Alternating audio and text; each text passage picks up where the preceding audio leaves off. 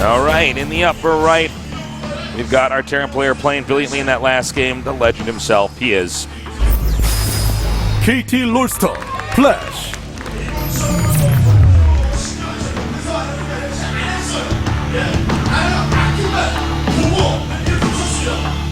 And in the upper left, we've got our Zerg player. So solid, so scary, but it's going to be tough for him. He is BBoongBBoong. Sup, Artie? Yo. Yo, yo, yo. Sup? How you doing today, man? I'm doing good. Oh. Dog loves cat. Hi, no, Alex. it is I'm in the backwards GSL. day. Flash dropship. Dropship. 6 sign. That's a great sign. Yeah. How are you doing, Tasteless? Today? I'm doing good. On this wonderful day. I'm doing quite good. Yeah. Quite well, even. Quite well. I had a nice breakfast today. I had some lentils. Yeah. Yep. Oh, I had some eggs. I had some eggs too with my lentils. Oh wow. Morning. Yep. Balanced up. You're just Mr. Protein today, Balanced aren't you? meat. Yeah, man. I'm just on my slow carb diet over here, man. Yeah. So, yeah. What did you do this morning? I ate breakfast and then streamed for a bit. Oh, you woke up early today, didn't you? Well, I always do. I guess that's true. You're always waking up early. Yeah. Now. I never. You become a farmer nerd instead of a.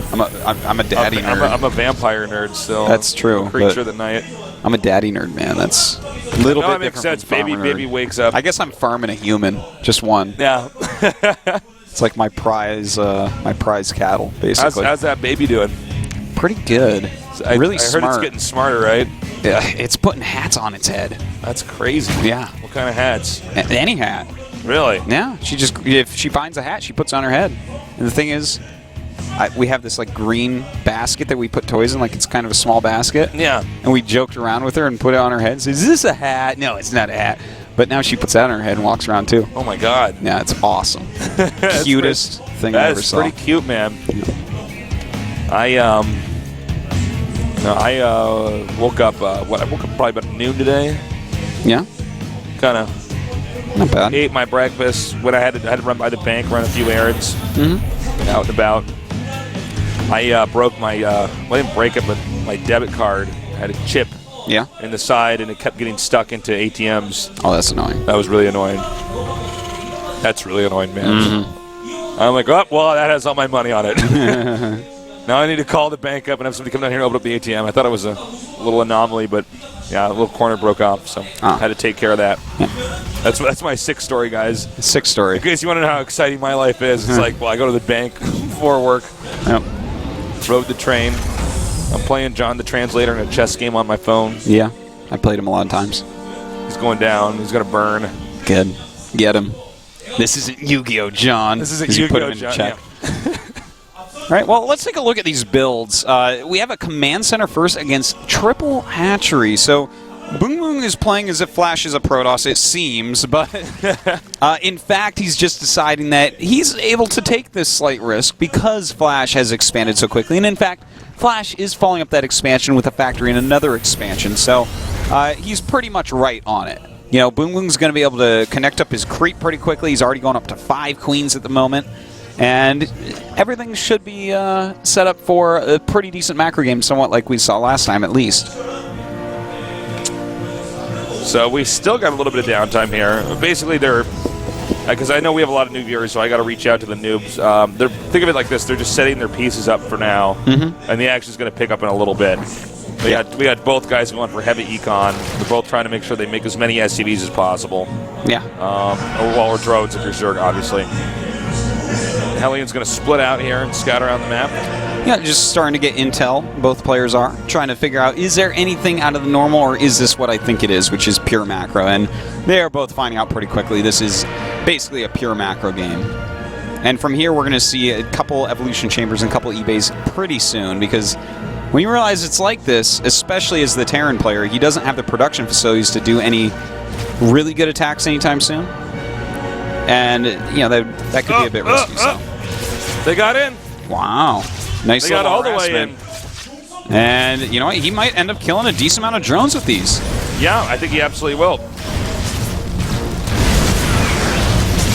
All right, the Hellions now continuing to come down here. In the meantime, he is throwing up the double engineering bay. Should be seeing double evolution chamber relatively soon here from BoongBoong. All right, more Hellions coming in here. This could do even more damage. Actually, that was such a good shot. Oh my God, BoongBoong making a big mistake there. And now he's lost 17 drones, That's way so above annoying. what he should have. Now, in his defense, he did go 3 hatch first, so he's going to be able to get those drones back pretty quickly. That is true. That is very true. He's going to be able to repopulate, but still, that 17 drones, that does translate into a pretty sizable advantage for Flash at the moment. Whoa, are you okay? Yes, I'm all okay. right. I was attacked by a wolf. I stopped It's okay, it. all right. No, So go home, you cast GSL. I actually thought the desk just collapsed and the keyboard fell. No, it's just I was like, oh my God. That's okay. The building's collapsing. All right, we're still here. So we got 2 extractors now going on here for Zerg. As you can see, Terran upgrading very aggressively. And powering up here. We got Starport on the way, a lot more barracks, 2 reactors about to finish. And the evolution chambers for BoongBoong, I do have to say, are very late this game. These are late enough that I'm nervous for him because we're going to have Flash with a 2 upgrade advantage almost half the time. Yeah. And that's really bad because you want to keep even. Like, that is, obviously, for Flash, it's very good, but if half the time his upgrades are 2 more than his opponents, that is going to translate into so much more damage, so much less taken damage because of the armor. And if it comes down to constant battles like we saw last game, that could be enough to turn the tides. All right. As you can see here, since that engagement, they've kind of backed off from each other. It's almost like a tacit agreement. They both have to power up. Nobody wants to take a risk right now. Yeah, and the attacks are going to be so much harder than last game because, last game they expanded right near each other, so it was so action-packed. Now look at this game. The 3rd base for Flash and the 4th base for BoongBoong, which were so close before, are getting even further away from each other. Well, there's no real base you could take that's going to really help that much pushing towards them. Certainly. All right, so we still got downtime. Artos is asking me a difficult question. Go for it. Do you really want a difficult question? I think so. I don't know. Go. Ask me, and then I'll tell you if I like it or not. Okay. No math. Don't make me do math. Okay. Nobody that's smart does math. What is the largest living organism in the world? Where is it located? The largest living organism in the world? Yeah. I think it depends on how you define large, but wouldn't it be the giant squids that live at the bottom of the... Absolutely not. No, okay. What is it? No, there is a set of mushrooms that are all connected underground, and I forget if that is in northern. Oh, this is it's in North like America. cheating, but yeah, okay. I know what you're talking about. Sorry, Tiz. Oh my God! Oh my God! Oh my he just God! got so many Widow Mines there. That was a great Baneling hit. Oh my God! That was money right there. Now Well, I tell you what, take out all these creep tumors. No supplies are dead even. All right, sorry. Go ahead, Artos, please. No, that was so worthwhile. I can't even believe how many Widow Mines he just snapped right there. And if those Widow Mines are connected underground, they are no longer the largest living organism on this map. But for animals, right? I mean, are the squid things right? No, it's the blue whale. Okay. Yeah. Sorry, I'm thinking of the longest animal. Longest. Yeah. Okay. Well, the longest is, I don't know if it's a giant squid or it's a jellyfish. There's certain jellyfishes that are like a mile long or something. Yeah. So I'm pretty sure it's one of them. Close. I mean, it was a good guess. No, it's bad. I'm not an animal guy like you. Oh, I'm an animal guy. You're an animal guy. Yeah, I guess so. Nice. Hit some mutas with that. Would have been better for Banelings, but that's okay. It's still good. Flash continuing to attack forward towards that 4th base. In the meantime, microing with that other group, and in fact, that 4th base could be in a lot of trouble here. All right, taking out everything behind. Overseer taking a lot of hits. He is going to get this base, though, and he could kite with these range. Whoa, sick. And this is nice. This could be really bad for BoongBoong. His mutas are going to catch up, but it certainly is. He's going to target down Medivacs as best he can. The muta's taking a lot of damage, but that was actually a kind of good idea right there. Look at this. He gets a spawning pool. Uh-oh. And now what do you even produce, BoongBoong? Oh, sick. Oh my God! Oh, this is so good. Flash is absolutely everywhere. BBoongBBoong is falling apart right now. Yeah, he can target down these mutas too. BBoongBBoong is not going to have any more lings coming. I think he's just going to die. There's going to be a constant rally of these Marines and nothing to stop them until the spawning pool's done. And the spawning pool's like 10%. Look at the minerals of BBoongBBoong going up. He's got 1,500 right now. All right, he's going to pick up again. Boost out of there. Oh man, this is getting really, really bad. You know, he will have a big spike in units coming out, big spike in supply as this spawning pool does finish up.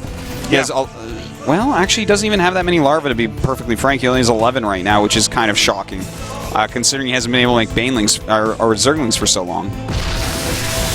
All right, well, he will clean up these widow mines here, but another huge hit on those mutas. He's got to be very careful about that. Flash starting 3-3 right now. BBoongBBoong has not even started 2-2. This is becoming so completely unwinnable for BBoongBBoong. Like, I think he's just getting buried. Yeah, he is. Buried alive. No!